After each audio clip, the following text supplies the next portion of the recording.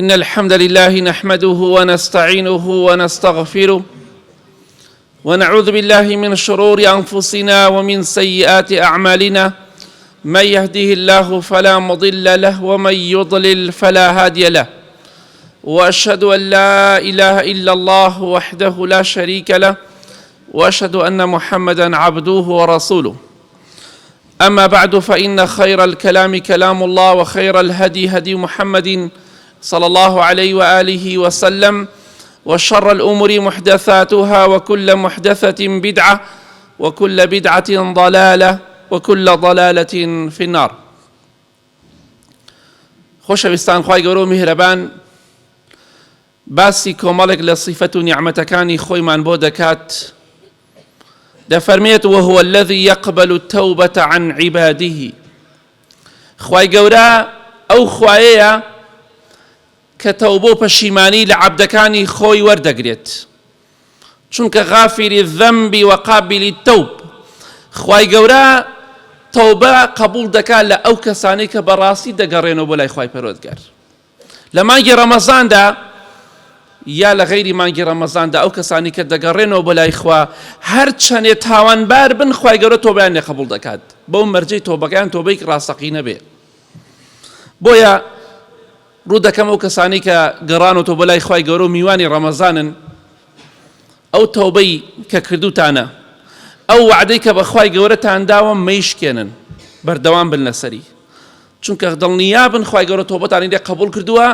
با تۆبەکەتان تۆبەی مانگی ڕەمەزان نەبێ، گەڕانەوەی مانگی ڕەمەزان نەبێ، بەڵکو گەڕانەوەیەکی یەکجاری بێ بۆ لای خوای پەروەردگاری جیهانیان. لە حەدیثێکی صحیح تەرغیب داهاتووە، خۆشەویستی خوا صلی الله عليه وسلم دەفەرمێ لای خۆر ئاواوە، لای خۆر ئاوا خوای گەورە دەرگایەکی کردووەتەوە. ئەم دەرگایە پانی دەرگاکە 40 ساڵ یاخود 70 ساڵ ڕێگایە. واتە ئەگەر سوارێک 70 ساڵ بڕوات ئەمجا بینی ئەو دەرگایە دەبڕێت. لەم سەر دەرگای خۆمان مەترێ 2 مەترە بۆ نمونە. بەڵام ئەو دەرگای کە خوای گەورە لای خۆر ئاواوە کردوێتەوە دەرگای تەوبەیە، بابە تەوبە. پێغەمبەری خوا دەفەرمێ صلی الله عليه وسلم پانی ئەو دەرگایە 70 ساڵ ڕێگایە.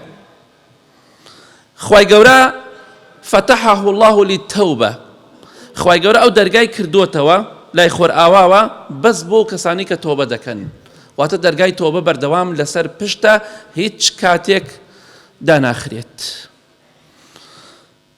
ئەو ڕۆژەی کە خوای گەورە ئەرز و ئاسمانی دروست کرد پێش هەموو بوونەوەر، پێش مرۆڤایەتی، پێش جن، پێش شتەکانی تر، خوای گەورە ئەو دەرگای لەگەڵ دروستکردنی ئەرز و ئاسمانە دروست کردووە و داشی ناخات حتا ئەو ڕۆژەی کە خۆر لە خۆر ئاواوە هەڵدێت. ئەمە دەرگای تۆبەیە کراوەتەوە. بۆیە گەڕایتەوە بە لای خوای پەروەردگار. خوای گەورە ئەو خوایە کە تۆبە لە عەبدەکانی خۆی قبول دەکات. بۆیە تۆش بەهۆی تاوانەوە ئەو دەرگایە لەسەر خۆت دامەخە. دەرگاکە بەردەوام کراوەتەوە. بۆیە ئەگەر تۆبەت کردووە، بێگومان تۆبەشت کردووە، بەردەوام بە لەسەری بە ئیزنی خوا. دوای مانگی ڕەمەزانیش دینداری و خواپەرستی بکە، ئەو دەرگایە داناخرێ ئیلا مەگەر کەسێک بگاتە حاڵەتی مردن و غەرغەرە، ئەو کاتە تۆبەی لێ قبول ناکرێت. کەواتە دەرگای تۆبە لەسەر خۆ دامەخە، چونکە دەرگاکە کراوەیە بەردەوام. بەڵام بۆ ئەو کەسانەی کە بەناو ئەو دەرگایەدا دەڕۆن، واتە دەگەڕێنەوە بۆ لای خوای پەروەردگار، خوای گەورە تۆبەت لێ قبوڵەکە. هەتا دەفەرمێ ئەگەر گوناهەکانت ئەوەندە زۆر بێ بگاتە هەورەکانی ئاسمان لە زەویە جێگای نەبێتەوە، بەس بگەڕێرەوە بۆ لام تۆبە بکە، لێت خۆشە بم. خوای گەورە دەفەرمێ لەم سەر زەویە گەورەترین تاوانت هەبێ، بەس بگەڕێرەوە بۆ لای خوا، خوای گەورە لێت قبول دەکات. چونکە وهو الذي يقبل التوبة عن عباده. عەبدی خوا هەمووی تۆبەی لێ قبول دەکرێت بۆ مەرجەی بگەڕێتەوە بۆ لای خوای گەورە. وخوای گەورە دەفەرمێ ويعفو عن السيئات. یعنی تۆ دەگەڕێتەوە بە لای خوای پەروەردگار، گوناه و تاوانت هەیە، تۆبەت کردووە، گەڕایتەوە بە لای خوای پەروەردگار، خوای گەورە تۆبەکەت لێ قبوڵەکە. ئەمە یەک. دووەم ويعفو عن السيئات. لە تاوانەکانیشت خۆش دەبێت.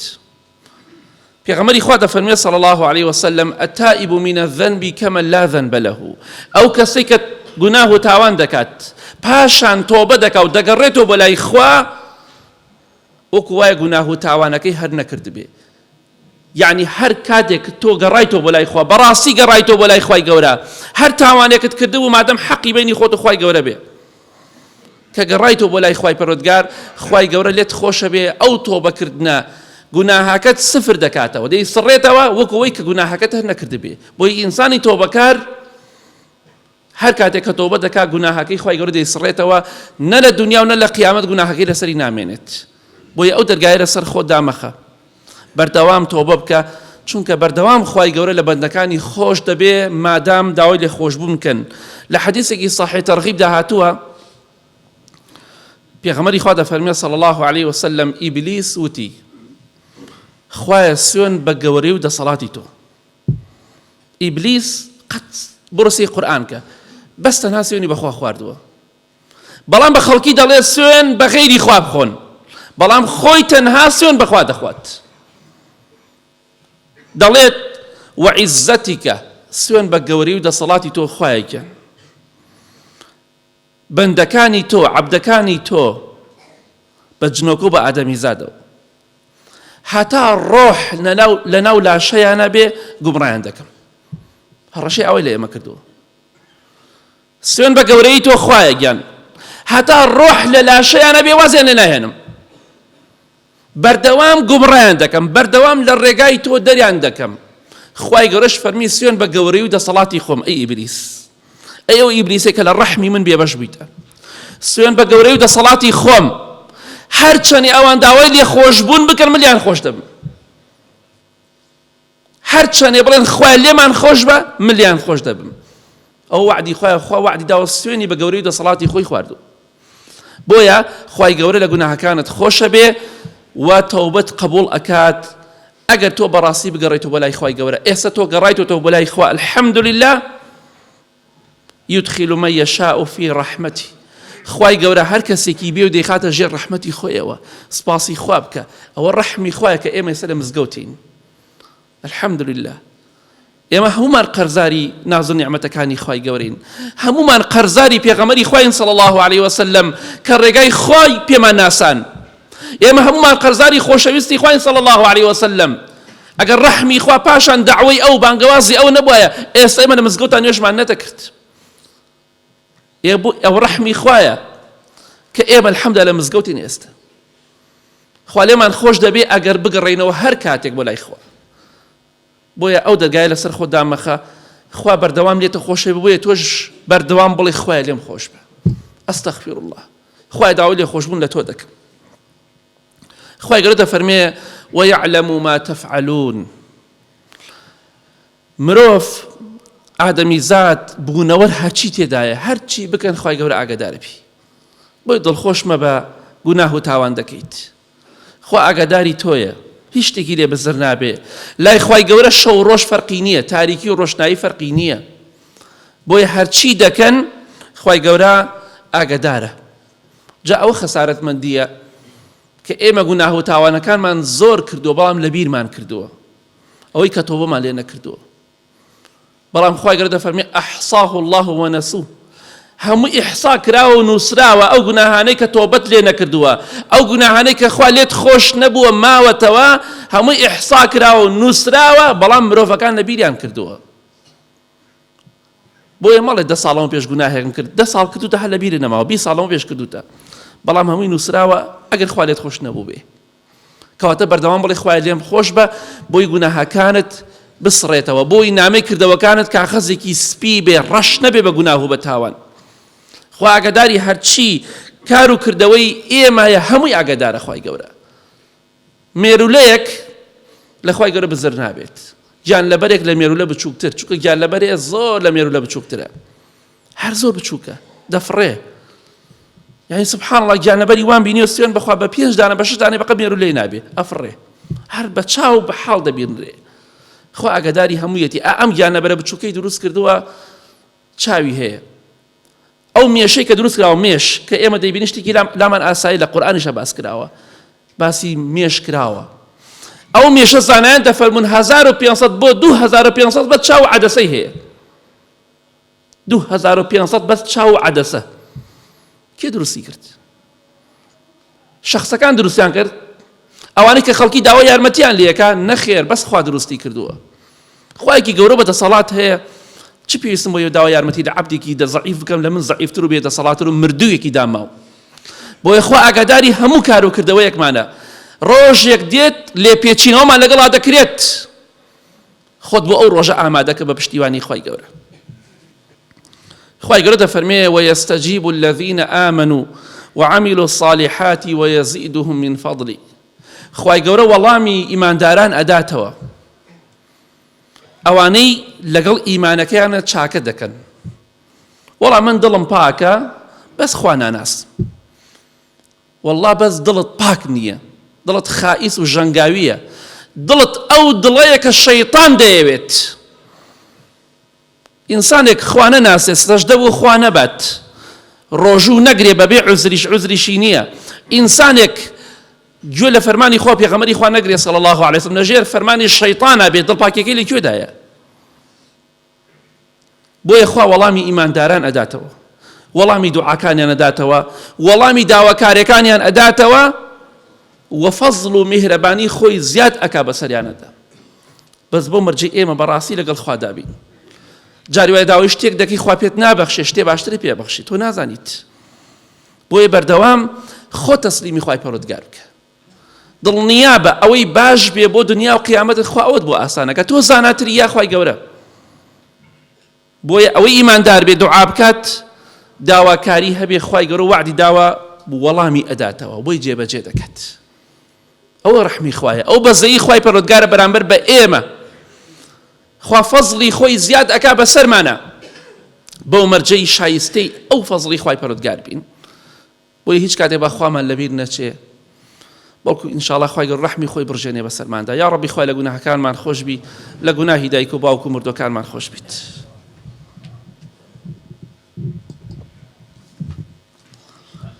الحمد لله والصلاة والسلام على رسول الله وعلى آله وصحبه ومن والاه.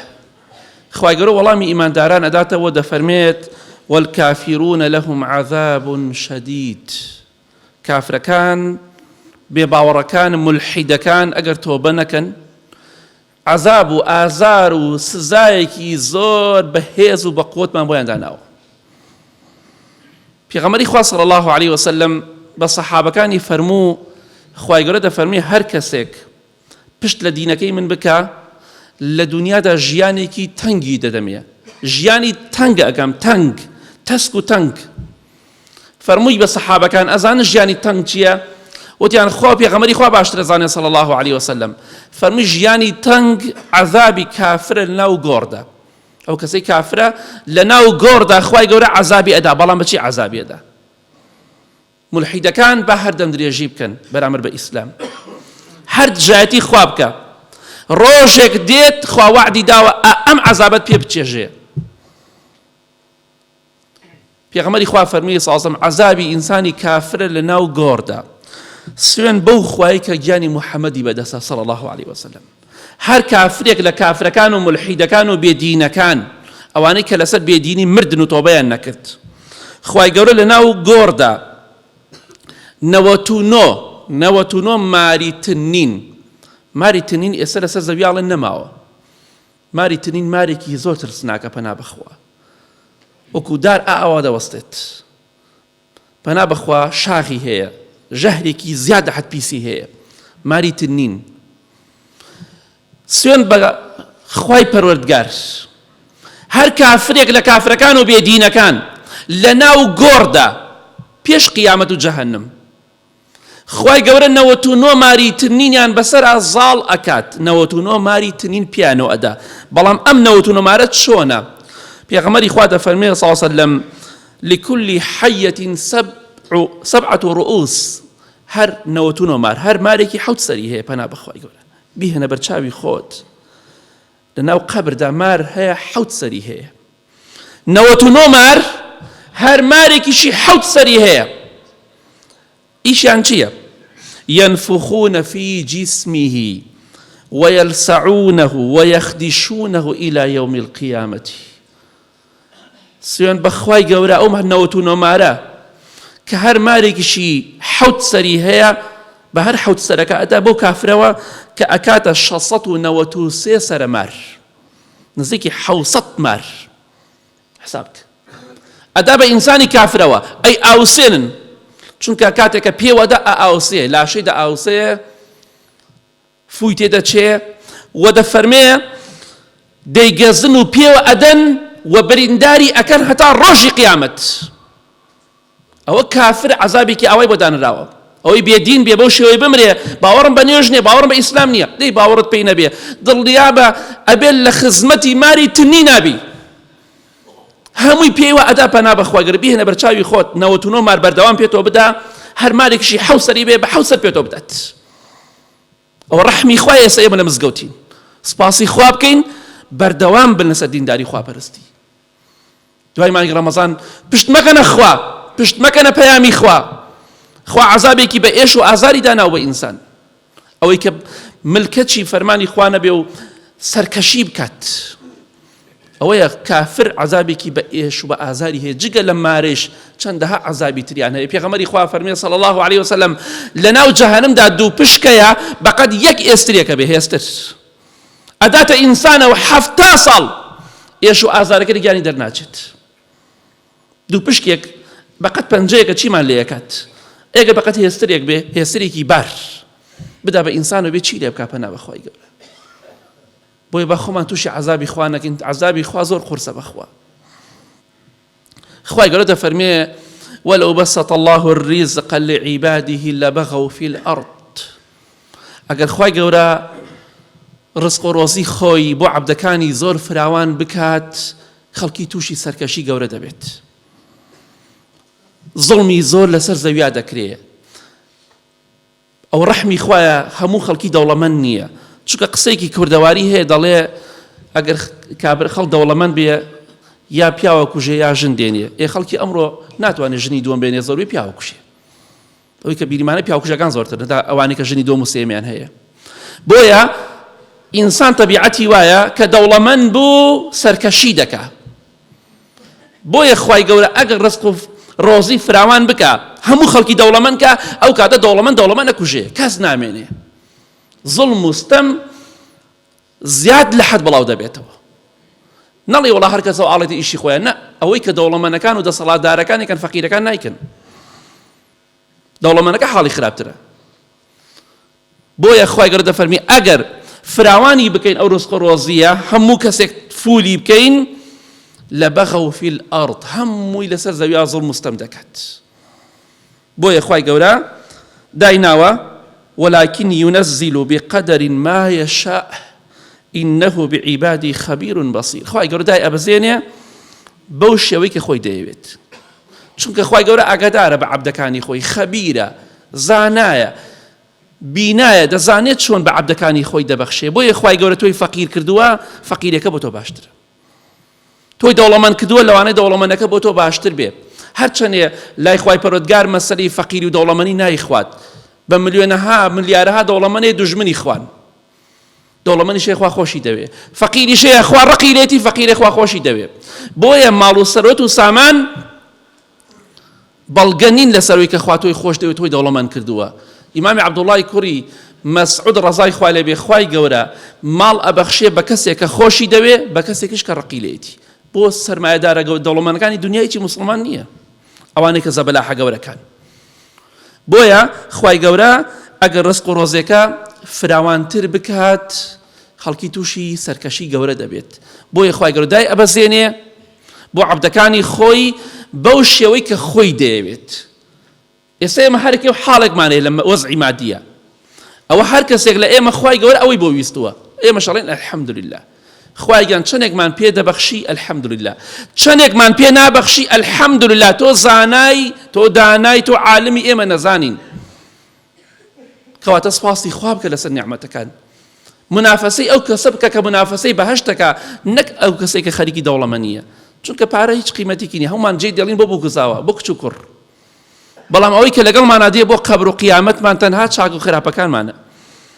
ماڵ و سەرۆت و سامان و پارە و پول لە گیرفانمان دەرەکرێ هیچ لەگەڵمانە نایە 5,000 خۆمانە نابین ئیلا مەگەر کردبێتمان بە خێر خوای گەورە خۆی دەزانێت چۆن عەبدەکانی دەوڵەمەند دەکا یا فەقیریان دەکا یا چیان پێ دەبەخشێ ئەوە خوای گەورەیە خوای گەورە دەفەرمێ وهو الذي ينزل الغيث من بعد ما قنطوا وينشر رحمته وهو الولي الحميد خوای گەورە ئەو خوایەیە کە باران دەبارێنێ دوایەوێ کە خەڵکی بێئومێد بۆ لە